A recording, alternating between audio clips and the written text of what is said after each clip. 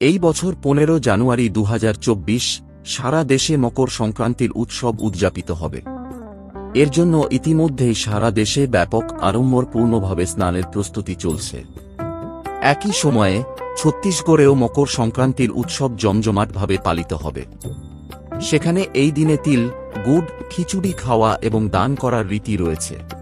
নমস্কার প্রিয় দর্শক বন্ধুরা, সত্যেশ্বরতী অফিসিয়ালের আজকের এই ভিডিওতে জানাই আপনাদের সকলকে স্বাগত।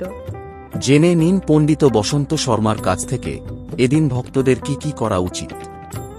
জাঞ্জগির পুরাতন সেচ কলোনিতে অবস্থিত দুর্গা মন্দিরের পণ্ডিত বসন্ত শর্মা মহারাজ জানিয়েছেন, মকর সংক্রান্তির দিন থেকে সূর্য দক্ষিণায়ন থেকে উত্তরায়ণে পরিবর্তিত হয়। উত্তরায়ণকে দেবতাদের দিন বলা হয়। মকর সংক্রান্তি থেকে দিন বড় হতে থাকে এবং এই সময় থেকে রাত ছোট হতে থাকে। মকর সংক্রান্তির দিন নদীতে স্নান করে সূর্যদেবকে পূজা করা হয় এবং তাঁকে উদ্দেশ্য করে ভক্তরা নানা জিনিস দান করেন। মকর সংক্রান্তির দিন থেকে খরমাস শেষ হয় এবং এই দিন থেকে নানা শুভ কাজের জন্য শুভ সময় পালিত হতে থাকে। বসন্ত শর্মা মহারাজ আরও জানান যে মকর সংক্রান্তির দিন তিল, গুড় ও খিচুড়ি খেলে নানা উপকার পাওয়া যায়। এর সঙ্গে ভক্তরা তিল এবং গুড়ের লাড্ডু তৈরি করে এবং তারপর তার মধ্যে একটি মুদ্রা বা সোনার গহনা রেখে তা দান করতে পারেন। তিল দান, ডাল ও মিষ্টি মিশ্রিত অন্ন দান করা এই দিনে শুভ বলে মনে করা হয়।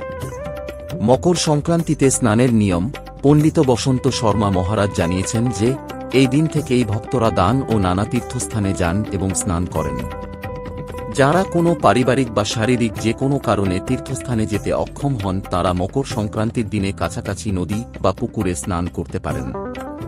যাদের এতেও অসুবিধে রয়েছে তারা বাইরে গিয়ে স্নান না করে ঘরে বসেই কোলে বা বালতিতে জল নিয়েও স্নান করতে পারেন।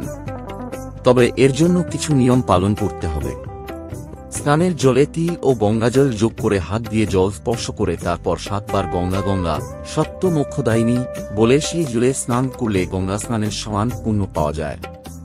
পণ্ডিতজি সপ্ত মোক্ষদায়িনীর অর্থ ব্যাখ্যা করে জানিয়েছেন যে অযোধ্যা, মথুরা, ময়া, কাশী, কাঞ্চি, অবন্তিকা, পুরী, দ্বারাবতী চৈব সপ্তাইতে মোক্ষদায়িকা অর্থাৎ অযোধ্যা, মথুরা, হরিদ্বার, কাশী, কাঞ্চিপুরম, উজ্জয়িনী, দ্বারকা এই 7টি স্থানে স্নান করার সমপরিমাণ পুণ্য পাওয়া যায়। প্রিয় দর্শক বন্ধুরা, কেমন লাগলো আপনাদের আজকের এই ভিডিওটি কমেন্ট সেকশনে জানাতে কিন্তু ভুলবেন না। যদি ভিডিওটি আপনাদের ভালো লেগে থাকে অবশ্যই লাইক, শেয়ার, সাবস্ক্রাইব করে দেবেন।